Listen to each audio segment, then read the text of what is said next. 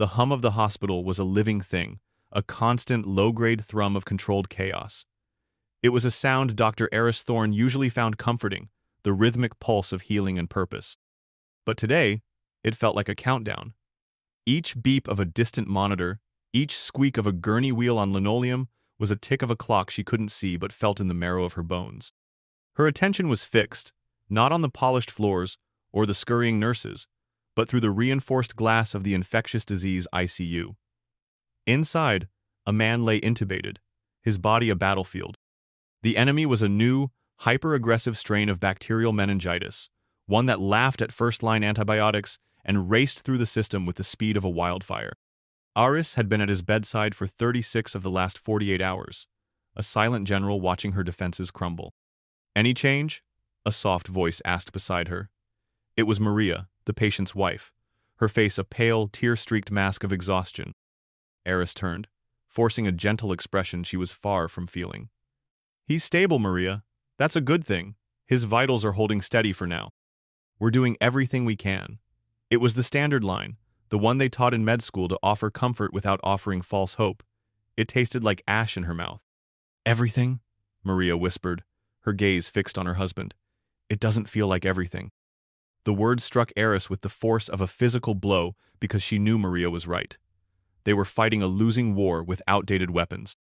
The only thing that could truly turn the tide was locked away in the hospital's sub-level pharmacy. A new, experimental vaccine, fast-tracked by the CDC, but not yet approved for general use. They had it for research, a precious few hundred doses. For this patient, it was already too late. The infection was too advanced. But for others, her desk phone shrilled, breaking the somber quiet. She excused herself, jogging down the hall to her cluttered office, a small, windowless space piled high with medical journals. She snatched the receiver. "Dr. Thorne? Am I speaking with Dr. Eris Thorne in infectious diseases?" The voice on the other end was thin, crackling with static and panic. It was an older man. "You are? Who is this?" "My name is George Miller.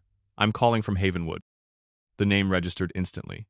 A small town nestled deep in the Sentinel Mountains, a 2-hour drive on a good day. Today was not a good day. A historic blizzard, already nicknamed Snowmageddon by the over-caffeinated TV meteorologists, was bearing down on the entire region. "Mr. Miller, how can I help you?" Eris said, already pulling up a satellite weather map on her computer screen. The image was terrifying, a monstrous swirling vortex of white, purple, and blue, slowly consuming the jagged peaks that separated the city from towns like Havenwood. It's the sickness, doctor," George said, his voice trembling. "Our nurse here, Janine, she says it looks like that bad meningitis from the news. We've got 3 people sick. My granddaughter, Maya. She's got a fever of 104. Stiff neck. The rash just started on her arm. A cold dread washed over Eris, chilling her far more than the thought of the impending storm. The symptoms were a textbook match for the new strain. In a small, isolated community with limited medical resources, it would spread like fire in a dry forest. "Mr. Miller, listen to me very carefully," Eris said, her voice now sharp with clinical urgency. "Has Janine contacted the county health department?" "They said they'd log the report," George scoffed, a flicker of anger in his voice. "Said everyone's focused on the storm. Said they might send someone up when the roads are clear." "Doctor, the news says that might not be till Tuesday. These people will be dead by Tuesday." He was right. Eris knew the terrifying progression of the disease. From onset of symptoms to septic shock and death could be less than 24 hours. Tuesday was an eternity. "I understand, Mr. Miller. Stay calm. Keep Maya hydrated. Try to keep everyone isolated," Eris instructed, her mind racing. The vaccine. It was the only answer. It could create a firebreak, protect the healthy, and stop the outbreak before it consumed the town. "We'll do our best, doctor," George said, his voice cracking. "But please, is there anything you can do? Anything at all?"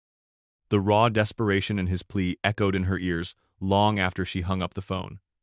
She stared at the weather map, at the town of Havenwood, a tiny, vulnerable speck about to be devoured by the storm. She thought of Maria's husband in the ICU.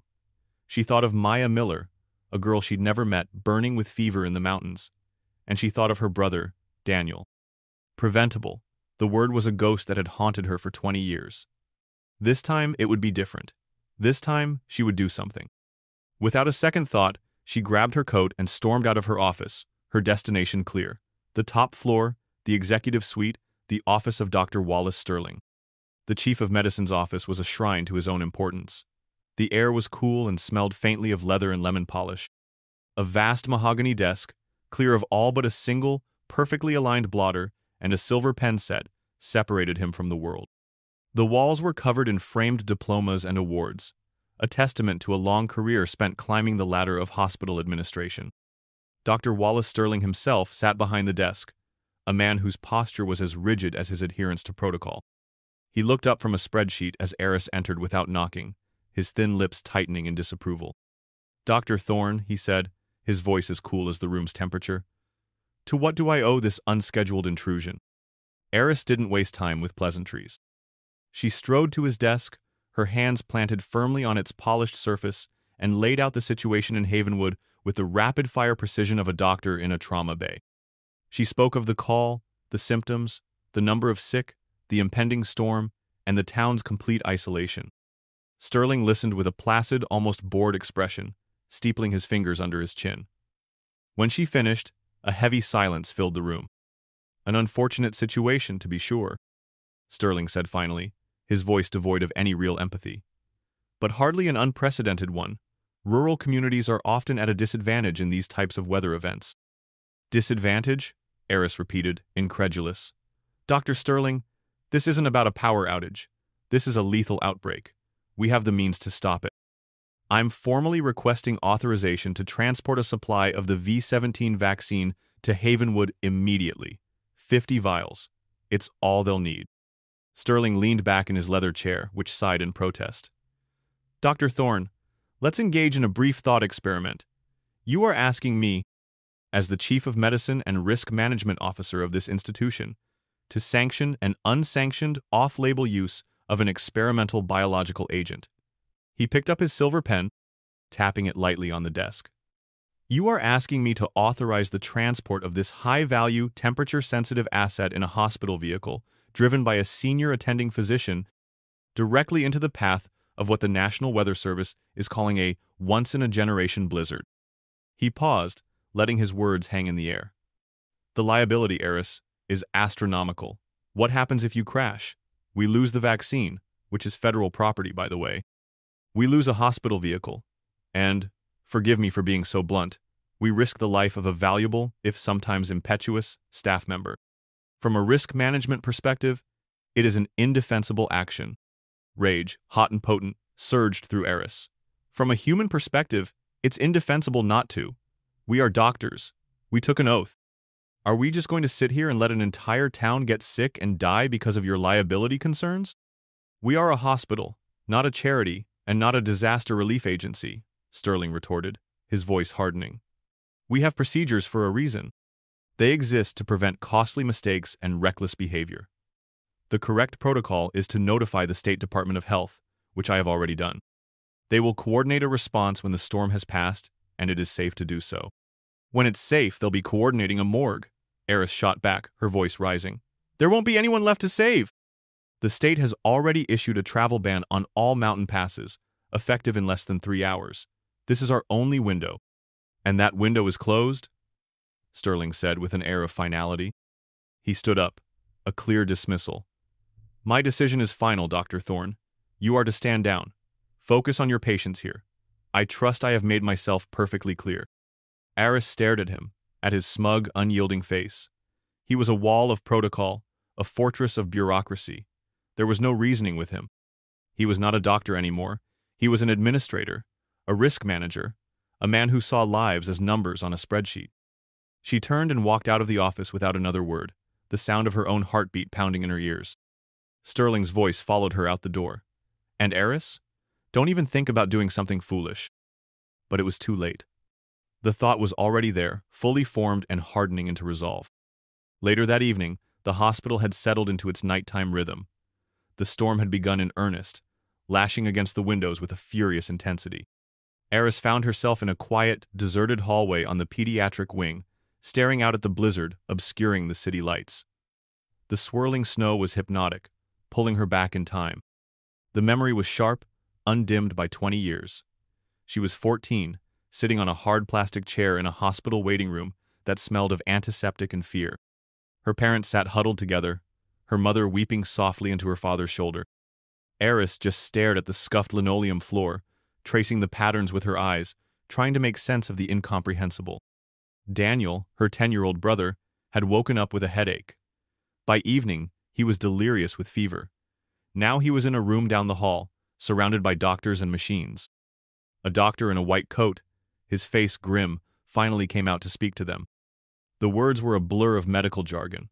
Fulminant meningococcemia, septic shock, disseminated intravascular coagulation. But one word cut through the fog, clear and sharp as a shard of glass. "We did everything we could," the doctor had said, his voice heavy with a practiced sympathy. "But it was just too aggressive. It's a terrible tragedy, especially since this particular strain is usually preventable with a standard vaccination." Preventable.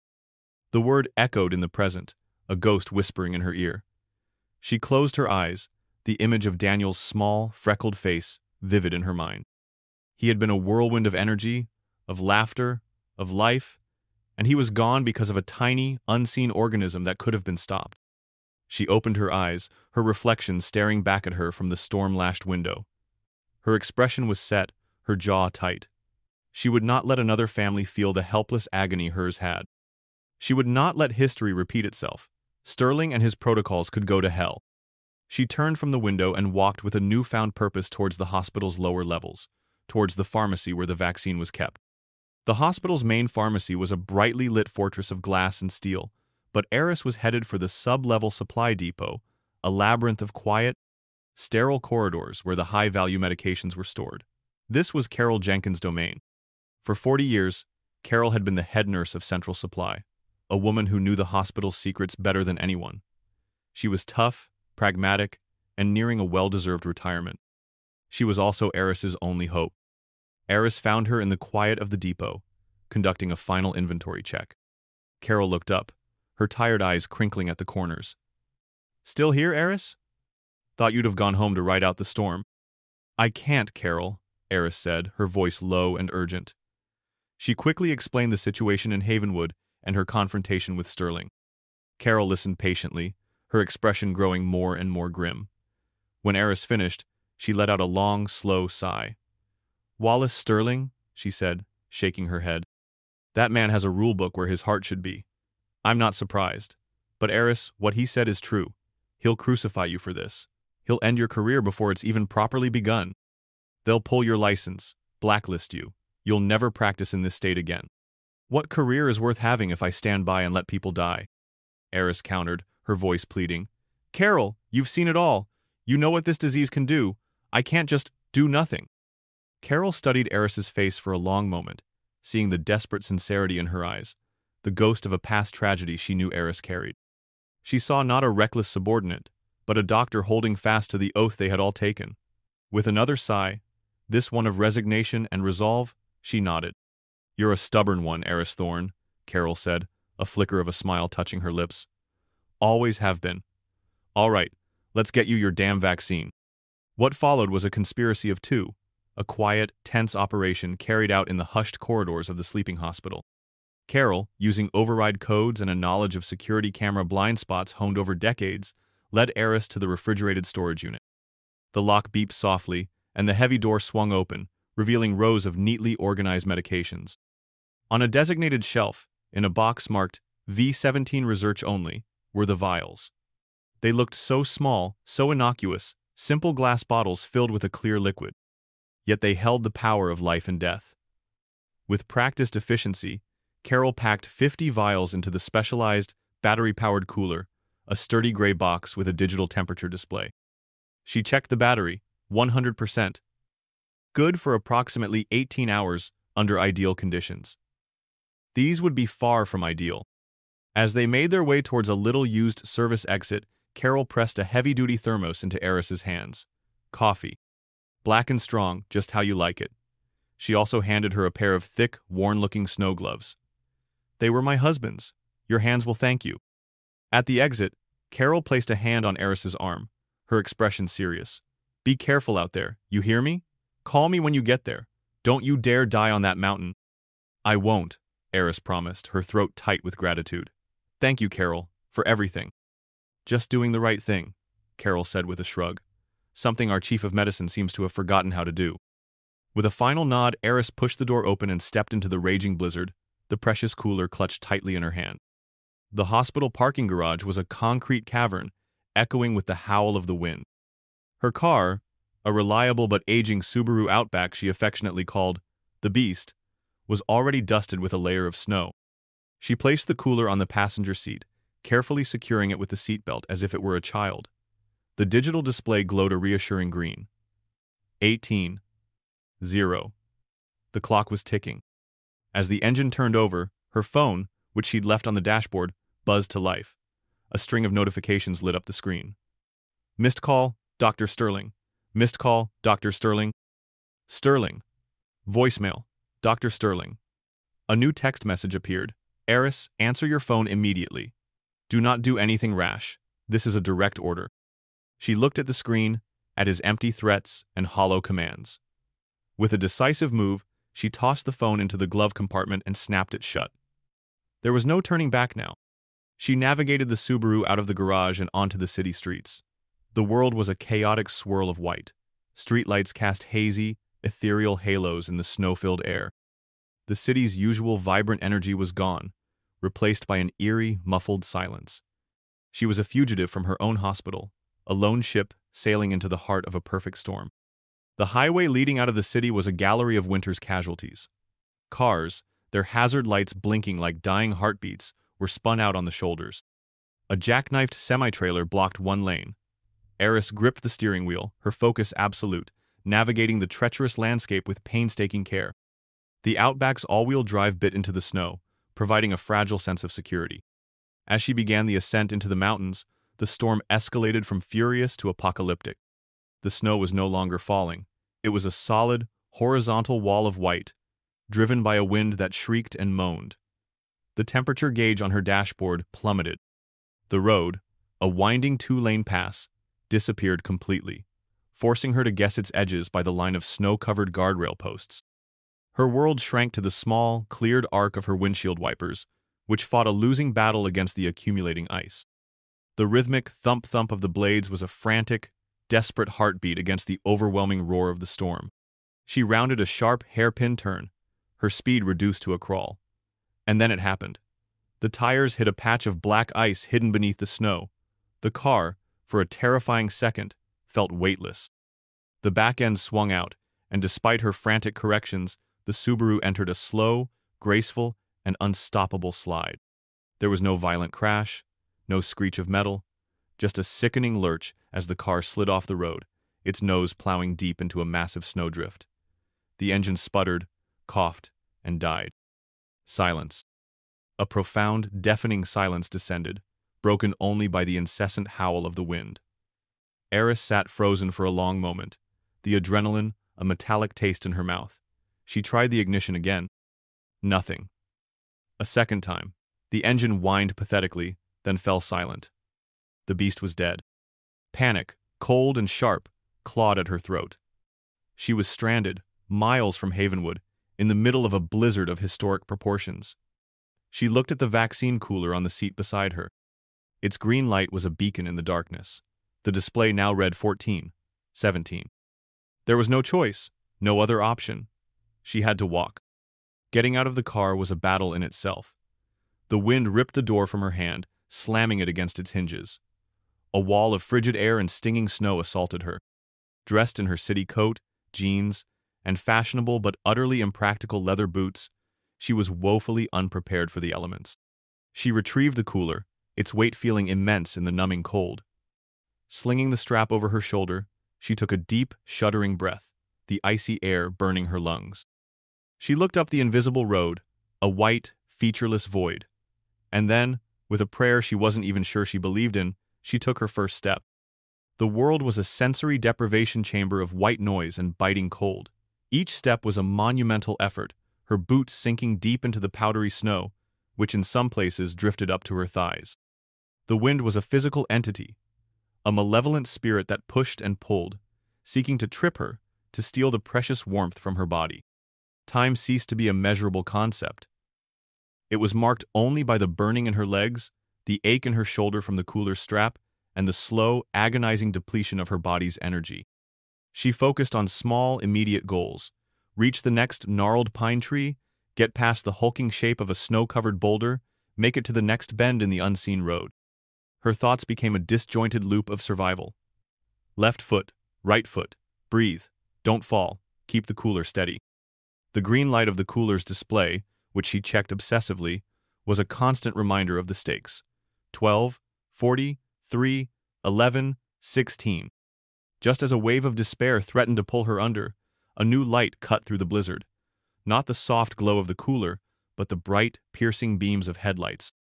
A large, dark shape materialized from the swirling snow, a county sheriff's SUV. Relief, potent and overwhelming, washed through her, so powerful it nearly buckled her knees. "Help!" she mouthed, the word stolen by the wind. Help had finally arrived. The SUV crunched to a stop beside her. The passenger window rolled down with the electric groan of a frozen motor. A man's face, weathered and framed by a thick mustache, peered out.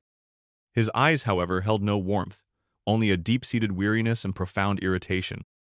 "Ma'am," the man said, his voice a gruff bark against the storm. "What in God's name are you doing out here? Are you blind? The pass has been closed for hours." "Sheriff!" Eris gasped, her teeth chattering uncontrollably. She leaned against the vehicle for support. "I'm a doctor. Dr. Thorne. My car. It's stuck back there. I have to get to Havenwood." She patted the cooler. "I have vaccines. For an outbreak." The sheriff, whose nameplate read Brody, gave her a long, slow look of utter disbelief. He took in her fashionable coat, her soaked jeans, her shivering frame. "Vaccines?" he repeated, the word dripping with scorn. "Lady, I've got 3 deputies trying to get a state snowplow unstuck 2 miles back. I've got reports of downed power lines all over the county, and you're telling me you're on some kind of mercy mission with a lunchbox?" The condescension in his tone was a fresh slap of cold against her face. "It's not a lunchbox," she said through gritted teeth. "It's a temperature-controlled transport, and people are sick, children are sick. This isn't a joke." Sheriff Brody let out a humorless laugh. "Look, I appreciate your enthusiasm," he said, the sarcasm thick enough to cut. "But I have my orders. No one on the pass. It's a matter of public safety. That includes preventing people from getting themselves killed pulling foolish stunts." "This isn't a stunt," Eris insisted, desperation making her voice shrill. "Will you at least give me a ride? It can't be more than a few more miles. You can see for yourself when we get there." Brody shook his head with an air of finality. "Can't do that, ma'am. Against protocol to transport civilians during a travel ban. And frankly, this whole story sounds crazy. My priority is to clear this road of obstructions, not ferry around amateur Florence Nightingales.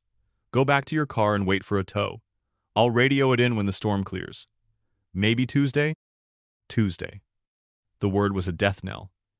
It was the same bureaucratic indifference as Sterling, just with a layer of rural cynicism instead of polished legalese. Eris stared at him, at his callous, dismissive face. There was no empathy there, no sense of urgency. She was just another problem he didn't want to deal with. "I'm not going back," she said, her voice dropping to a low, tight whisper, fueled by a sudden, white-hot fury. "You can arrest me in Havenwood." She turned her back on him, on the warmth and safety of his vehicle, and plunged back into the storm. She heard him shout something after her, a frustrated curse swallowed by the wind. The headlights held on her for a moment, then the SUV's engine revved, and it pulled away, leaving her once again to the mercy of the blizzard. The fleeting hope of rescue was gone, replaced by a bitter, galvanizing anger. She was truly on her own. Night fell, not with a gentle fade, but like a heavy black curtain dropping over the world. The blizzard raged on, a symphony of chaos. The only light was the faint, ghostly glow of the snow and the steady green beacon of the cooler's display. 6, 4. Eris was running on fumes, her body a screaming chorus of pain and exhaustion. The cold was no longer an external force. It had seeped into her bones, a deep, cellular chill that made her shiver uncontrollably. Her mind, starved of sleep and battered by the elements, began to play tricks on her. She saw him first as a flicker in her peripheral vision, a small shape moving in the swirling snow just ahead. She blinked, shaking her head, convinced it was a hallucination. But the image remained. A young boy in a thin winter coat, his back to her. He turned, and her heart seized in her chest. It was Daniel.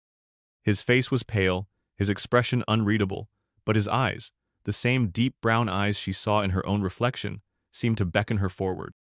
"Daniel?" she whispered, her voice a cracked, hoarse thing. "Danny, is that you?" The spectral image of her brother didn't speak. He simply turned and continued walking, his small form a ghostly guide in the heart of the storm. A part of her mind, the logical, scientific part, screamed that it was a symptom of hypothermia, a trick of a dying brain. But another part, the part that was a grieving sister, clung to the vision with a desperate intensity. "I'm coming, Danny," she mumbled, her words slurring. "I won't lose you again, I promise." She followed the phantom, her focus narrowed to his small, retreating back. He became her North Star, her reason to put one frozen foot in front of the other. She spoke to him in rambling, disjointed sentences, confessing her fears, her anger at Sterling and Brody, her desperate hope that she wasn't too late. It was a monologue of a mind on the brink, a conversation with a ghost that kept her alive. Then, through the blinding white, another light appeared. Not a ghost, but a real, man-made light. A single, flickering fluorescent bulb, a beacon of impossible hope, a building. With the last dregs of her strength, she staggered towards it. It was a small, ramshackle gas station, a relic from another era. The sign above the door, half obscured by snow, read, "Bob's Gas, Grub." Pushing the heavy wooden door open, she stumbled inside, collapsing against the frame. The interior was warm and smelled of burned coffee and motor oil. An old man with a face like a wrinkled road map and a magnificent white beard looked up from behind the counter, his eyes wide with astonishment. "Well, I'll be," he said, his voice a gravelly rumble. "Look what the goddamn wind blew in. You're half frozen, girl. Come on, get over here by the heater." He helped her to a rickety stool next to a glowing red space heater and pressed a chipped ceramic mug of steaming black coffee into her numb hands. The warmth was agony at first, a pins and needles fire, but slowly, blessedly, it began to thaw her frozen extremities. "Ain't seen a soul on that road for 10 hours, the old man, who introduced himself as Bob, said. "Thought I was the last man on Earth. What in blazes are you doing out there?" As Eris sipped the life-giving coffee, trying to form a coherent answer, her eyes were drawn to a small, boxy television mounted in the corner. A news report was playing. And there, on the screen, was the stern, concerned face of Dr. Wallace Sterling. The banner at the bottom of the screen was a punch to the gut. "Rogue doctor steals vital medication, sparks manhunt." Sterling's voice, smooth and practiced, filled the small station. "A history of questioning protocol. We believe she is emotionally compromised. The stolen medication is extremely sensitive and, if not handled by trained professionals, could be rendered not only ineffective but potentially harmful. Our primary concern at this time is for Dr. Thorne's safety and the safe return of the hospital's property." He was painting her as a hysterical, unstable woman, a thief who had endangered the public. He had twisted her desperate act of mercy into a criminal flight of fancy. It was a masterclass in public relations and a complete assassination of her character. Bob shot a sideways glance from the TV to Eris, his friendly demeanor cooling perceptibly. He looked at her, then at the cooler she had placed carefully on the floor beside her. A flicker of suspicion crossed his face. The warmth of the gas station suddenly felt suffocating. The coffee tasted bitter. She was not just a survivor in a storm. She was a wanted woman, her reputation being methodically destroyed by the very man who had forced her hand. She quickly finished her coffee, pushed a few crumpled dollar bills onto the counter, and muttered her thanks. Ignoring Bob's questioning stare, she pushed the door open and stepped back out into the raging heart of the blizzard. The brief respite was over. She was a fugitive once more, with only the ghost of her brother and the dim hope of Havenwood to guide her. The final stretch of the journey was a descent into a personal hell. The rage at Sterling and Brody, the grief for Daniel, the sheer physical agony, it all blended into a single, overwhelming force that somehow propelled her forward. She no longer felt the cold as a distinct sensation. It was simply a part of her, a deep, immutable ache in her very soul. And then she saw it. Not a single light this time, but a small cluster of them, faint and flickering, like a handful of scattered embers against the black canvas of the night. Havenwood. It was real. She had made it. Sobbing with a mixture of relief and exhaustion, she stumbled down the town's deserted main street. The houses were dark, their windows like vacant eyes. The only sign of life was a soft glow emanating from a small, one-story building with a simple wooden sign, Havenwood Community Clinic. With the last ounce of her strength, she pushed open the door and fell inside. The clinic was a scene of quiet, desperate battle. A handful of patients, their faces pale and feverish, lay on cots. A woman who could only be the town nurse, Sarah, moved between them, her face etched with exhaustion. And sitting by one cot, his large hand gently stroking the forehead of a young girl, was George Miller. He looked up as Eris collapsed through the doorway, a spectral figure of snow and ice. His eyes widened in disbelief, recognizing her from the news report he'd seen hours ago, before the town's power had become intermittent. "Doctor?" he breathed, rushing to her side. Eris could only nod, her throat too raw to speak. She pushed the cooler into his hands. "Vaccine," she managed to croak. "Meningitis."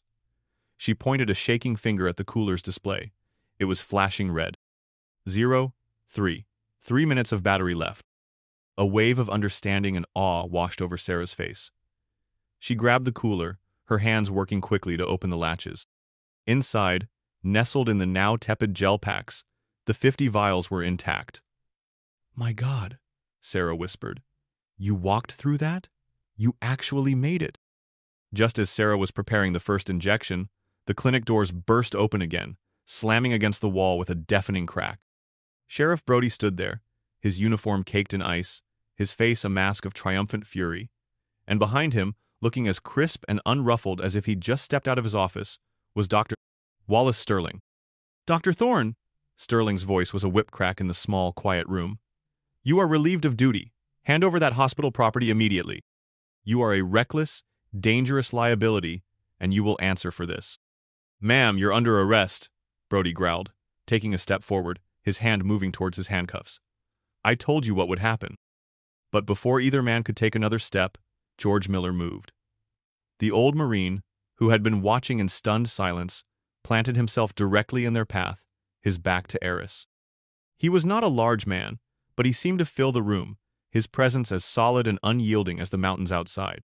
"You'll have to go through me, Sheriff," he said, his voice low and steady. Then, something remarkable happened. A father whose son lay feverish on a cot stood up and moved to stand beside George. The owner of the town's small grocery store, whose wife was among the sick, joined them. One by one, the other townspeople in the clinic, worried, the weary, the terrified, rose and formed a silent, human wall, shielding Eris from the two men who represented the cold, unfeeling authority of the outside world. Sterling and Brody stopped dead in their tracks, their expressions a mixture of shock and outrage. They were faced with a force they didn't understand, a community's fierce, protective gratitude. Their rules, their protocols, their threats, they were meaningless here. Eris looked at the faces of these strangers, who had become her defenders. She saw their courage, their defiance, their simple, profound humanity. And the dam of her own exhaustion, held back for so long by adrenaline and sheer will, finally broke. Her legs gave way, and she sagged, caught by George's strong, steady arm. Her mission was complete. She had brought the vaccine home. Eris awoke to the unfamiliar sensation of warm sunlight on her face. The storm had broken, leaving behind a world transformed, draped in a blanket of pristine, glittering white. She was in a small, clean room in the Havenwood Clinic, an IV drip taped to the back of her hand. Sarah, the nurse, entered with a smile and a cup of tea. "Welcome back to the land of the living," she said gently. "You slept for almost 20 hours. The vaccines worked, Eris. Everyone is responding. Maya's fever is gone. You saved them. You saved us." The news was a balm to her battered soul, a wave of profound relief. But the peace was fleeting. Over the next few days, as Havenwood slowly dug itself out, the consequences of her actions came into focus. Sterling, humiliated and furious, had made good on his threats. Eris was officially suspended. The state medical board had launched a formal investigation into her conduct. The initial news reports, guided by the hospital's PR machine, painted her as a pariah. But Sterling had not counted on Maya Miller. The 16-year-old skier, now recovering rapidly, was possessed of a fierce spirit and a deep sense of justice. She was also a digital native. From her bed, she wrote a long, passionate, and unflinchingly honest account of what had happened. She titled it, "They're Calling Her a Criminal. I'm Calling Her the Reason I'm Alive, the Real Story of Dr. Eris Thorne." She described the fear that had gripped the town, the casual dismissal by the authorities, and the miraculous, snow-covered appearance of a doctor who had walked through hell to save them. She ended the post with a photo she had secretly taken on her phone. Eris, asleep in the clinic bed, her face pale but peaceful, the empty cooler standing sentinel beside her. The post exploded. Shared first among her network of athletes and winter sports fans, it was quickly picked up by bloggers, then local news outlets, then national news organizations. The narrative began to turn, then to reverse completely. The hashtag "Thank You Dr. Thorne" went viral. Public opinion, once guided by Sterling, now swung violently against him. The hospital and Sheriff Brody's office were inundated with angry calls and emails demanding justice for the Angel of Havenwood. The story reached the highest echelons of the U.S. Olympic and Paralympic Committee. The Winter Games qualifiers were being held in the region the following week. They saw in Eris's story a perfect embodiment of the Olympic ideals of perseverance, sacrifice, and the indomitable human spirit. A week after her trek, still in limbo in Havenwood, Eris received 2 calls that would change her life. The first was from her lawyer, informing her that, under immense public pressure, all charges and investigations had been dropped. Sterling had been forced to issue a stilted public apology. The second call was from a representative of the Olympic Committee, formally inviting her to be an honorary guest at the opening ceremony. The stadium was a cauldron of light, noise, and energy. Eris stood on a small platform in the center of the arena, feeling small and overwhelmed. The announcer's voice, deep and resonant, echoed through the stadium, telling her story to the thousands of rapt spectators. He spoke of the storm, the indifference of the authorities, and the solitary doctor who refused to give up.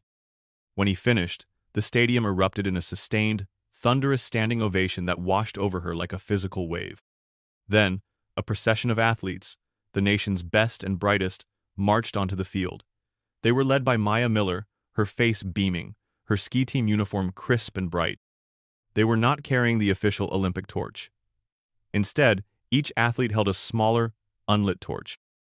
They formed a circle around Eris's platform. Maya stepped forward, holding a single lit torch. But instead of passing it to Eris, she reached out and, with a gesture of profound reverence, lit Eris's own torch from her flame. Then, Maya turned and lit the torch of the athlete next to her, who in turn lit the next. The flame passed from athlete to athlete, a chain reaction of light spreading through the circle. They raised their lit torches in unison, a forest of fire against the night sky. The message was unmistakable, a powerful, symbolic tribute. They were not asking her to carry their flame. They were lighting their flames from hers. The fire, the spirit, the courage it had originated with her. Tears, hot and unstoppable, streamed down Eris's face as she watched the spectacle, the light of 1,000 torches reflecting in her eyes. It was a moment of overwhelming, soul-shaking vindication. 6 months later, the dust had settled. Dr. Wallace Sterling had been forced into an early, ignominious retirement. Sheriff Brody had lost his re-election bid in a landslide. And Dr. Eris Thorne had found a new path.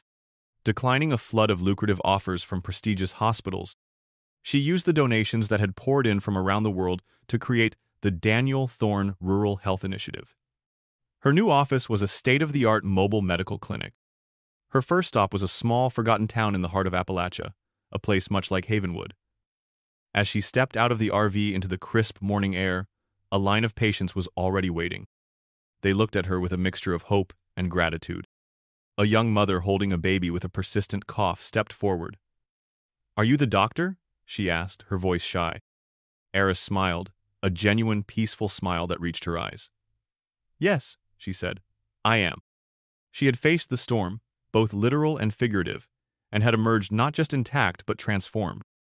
The legacy of her long walk through the snow was not the fleeting fame or the stadium of lights, but this, the quiet, vital work of healing, of reaching those who had been left behind.